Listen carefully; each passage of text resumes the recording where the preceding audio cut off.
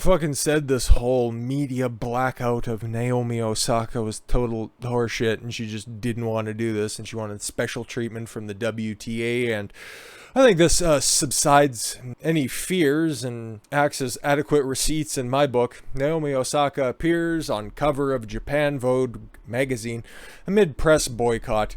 Fucking weird, right? I guess if she thought that she went across the ocean to half of her homeland, that nobody would really catch her on this one. Fucking weird, right? Tennis star Naomi Osaka has gotten herself in trouble with tennis authorities for refusing to talk about talk to the sports press, sorry. But it appears her boycott doesn't extend to Vogue in Japan. Osaka is set to appear on the cover of the magazine's August issue. However, this is the same tennis pro who has refused to participate in the French Open because she was told she must give interviews to the sports press to participate. It must have been really weird, right? You just showed up for a photo op for Vogue and then you just went away. Is that how this works? Okay.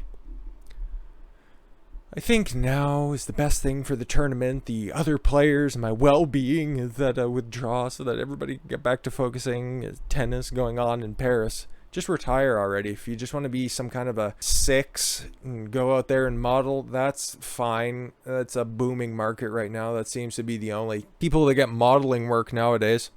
Apparently, though, Osaka's depression didn't keep her from appearing from the cover of Vogue Japan. Osaka alerted fans on her Instagram post that she is set to appear in the August issue. Let's take a look at this fucking disaster. It'll load. Well, nobody was looking, but there she is. Who's shocked by this? Absolutely no one. Yep, somebody who doesn't want to take responsibility, somebody who doesn't want to, just go out there. All I want to do is just go out there and serve. I just want to work on my backhand. Bruh, there's more to life than just being an athlete. If you're going to be a professional athlete, you got to take that athlete part and you got to put that same amount of effort into the professional part. Sucks to suck. Nobody's going to remember you. In 10 years' time, you're just going to be another one of the flash in the pans. But speaking of equally as important sports right now and people who are continuing to spurg out, how about the NBA? Okay, and bad take of the century right now is Jalen Rose, okay? A guy whose talent was probably somewhere between like the 8th and 12th spot on any bench. Never really had the starter stuff, but yeah, he got an analyst job because he complained to the right people, and this is ESPN after all, so they will hire anybody who literally threatens to sue them for discrimination. So he had a fucking spicy hot take. Like, this is nuclear, like hot pocket straight out of the microwave hot. He mad. A white player made it to the Team USA for the basketball. Let me try that again. It's late. He wanted Team USA to send a totally black team to the Olympics. Listen, they were either going to get silver or gold regardless. More than likely gold anyways. He's outraged because one white guy made the team. He thinks that it's tokenization. And the white guy who he's mad at, you cannot justify this one. You can't even remotely justify being mad at this one or calling him a token. At ESPN's Skin Colors, all that matters is all the executives see, all the hosts can build segments around. Less than 24 hours after ESPN's Jay Williams inaccurately said that it took Boston Celtics 75 years to hire a coach of color. Does this motherfucker not remember Doc Rivers for like, what, a decade? He was there when they won in 2008, right? The Big Three. His colleague, Jaylen Rose, falsely claimed that the NBA is afraid to send an all-black team to the Olympics.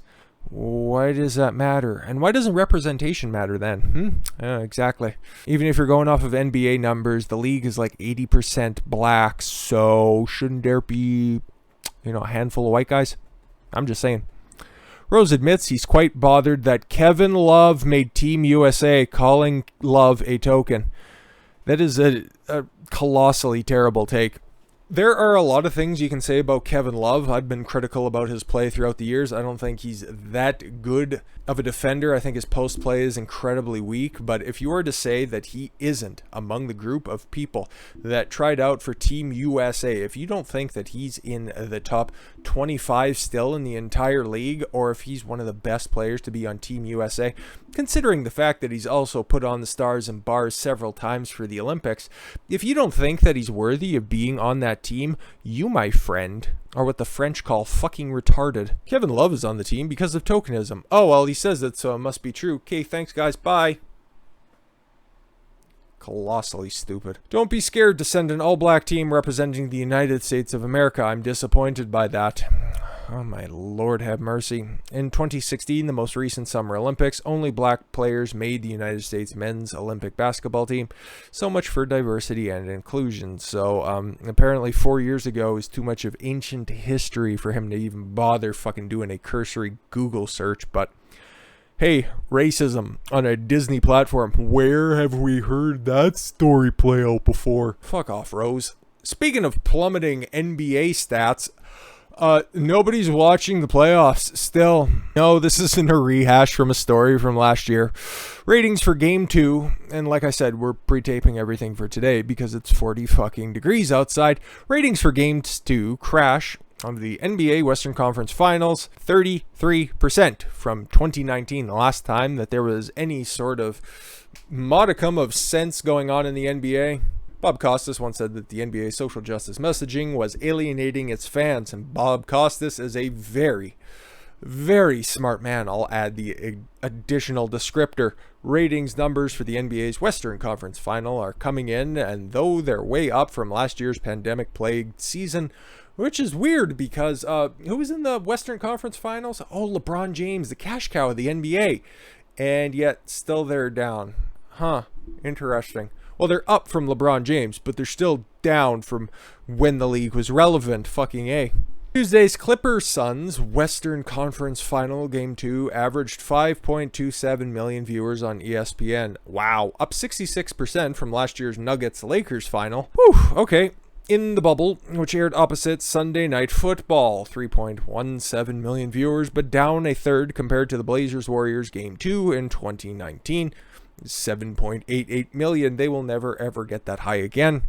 Viewership topped every game of last year's Lakers-Nuggets series. Oh, congratulations, your ratings are up from the abysmal 2020 season. Fucking A, right?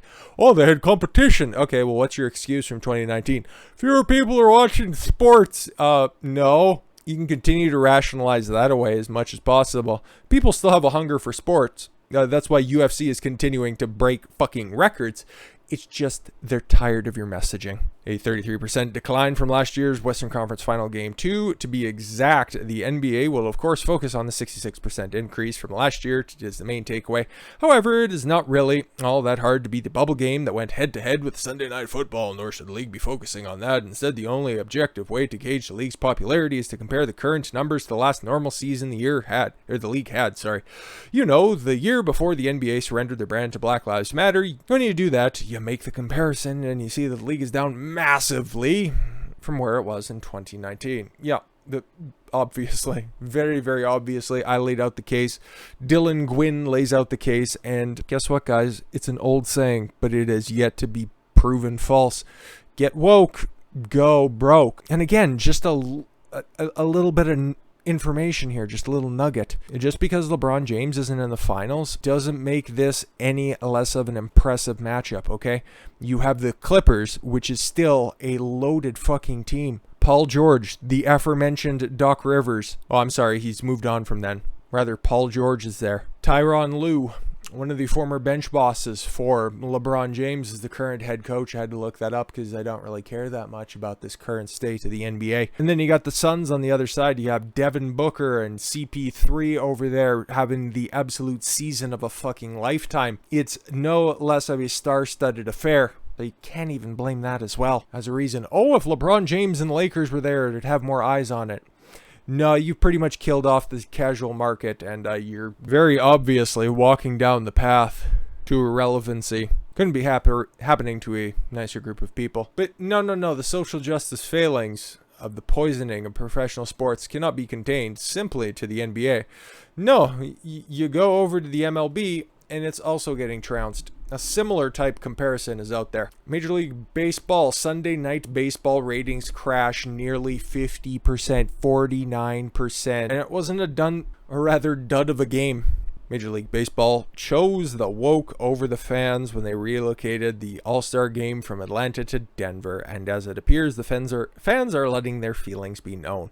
The television ratings for Sunday Night Baseball, MLB's flagship primetime offering and ESPN's premier weekend evening broadcast, has sunk 49% from last year. A 7-innings Cardinal Braves Sunday Night Baseball game averaged just 931,000 eyeballs, okay?